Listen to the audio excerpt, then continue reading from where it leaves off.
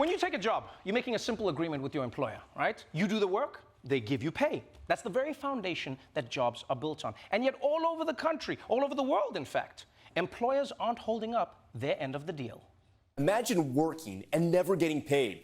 It's a growing problem called wage theft. Wage theft occurs when a worker is paid less than they're legally entitled to, such as when they're denied pay for working overtime, or work off the clock without getting paid, or are denied legal meal breaks. 67 letter carriers say their paychecks were changed to make it look like they worked less hours than they actually did. Workers at Hardee's and Carl's Jr. have filed dozens of state and federal complaints, including allegations of wage theft, manipulated overtime, and unfair labor practices. About 10,000 people are saying Chipotle forced them to work off the clock to boost the bottom line. Wage theft is the costliest crime in the country, robbing U.S. workers of $15 billion per year. More than car thefts, burglaries, and other larcenies combined. Yeah, that's right. The costliest crime in the United States is actually being committed by corporations. So I guess instead of following black people around the store, security guards should be hovering over CEOs at their desk. Yeah, they should be looking over them and being like, I'm gonna need you to go ahead and put that person's salary back where it belongs. I was like, oh, sorry, I didn't see that I had that. Yeah, I bet you didn't. And I think we can all agree, nobody should be doing work that they're not getting paid for. Because, I mean, then that's not a job. Now you're volunteering at a fast food restaurant, and who would do that? Huh? Who's there like, oh, me, I'm not in it for the money, I'm in it for the love of childhood obesity. And by the way, wage theft isn't just when companies don't pay employees for the work that they've done. In some instances, employers find really shitty ways to actually make their employees pay them. For example, there was a restaurant owner who confiscated his employees' tips at the end of their shift and called it, I swear to God, a cleaning fee.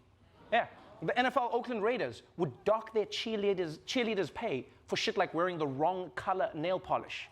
Yeah, but this example of creative wage theft might be my favorite of all. This is Fantasy Gentlemen's Club in Grand Junction, and this is the 24-page class action lawsuit claiming Fantasy Gentlemen's Club has been exploiting these workers for years. Among other charges, dancers accused the club of cutting into their take-home pay with excessive fines. $50 if dancers don't share tips with the DJ and security, $100 to change the schedule. There's even a fine for complaining to customers about their personal lives. I'm sorry, what? This is the biggest bullshit of all. You can't fine strippers for complaining to customers about their personal lives, all right? First of all, how can you even tell that they're complaining and not just singing along to the Drake song that's playing? You don't know. You don't know. And second of all, if strippers couldn't complain about their lives, then how would they be able to convince customers into spending more than they plan to help save them from this life? So what you're saying is if we go to the champagne room, then you can move with me to Chicago? Is that it? And there's a lot of reasons businesses are able to get away with this. First of all, wage theft tends to target people with the least ability to fight back, like hourly workers and undocumented immigrants. Making matters worse, the government agencies who are supposed to be the watchdogs against wage theft are understaffed and underfunded. Oh, and when companies do get caught stealing, here's what happens to them. McDonald's has agreed to pay $26 million to settle accusations of wage theft.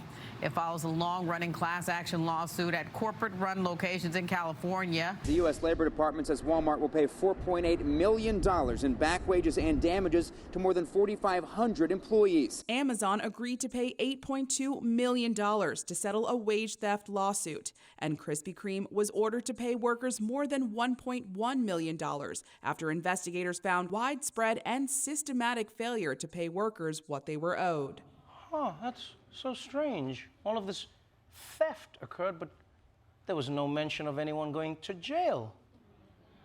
But then how will they learn their lesson? Oh, and before you say, but Trevor, you can't put a corporation in jail. Says who? Says who? They always say corporations are people, so why doesn't America treat them like American people? Huh? Why not?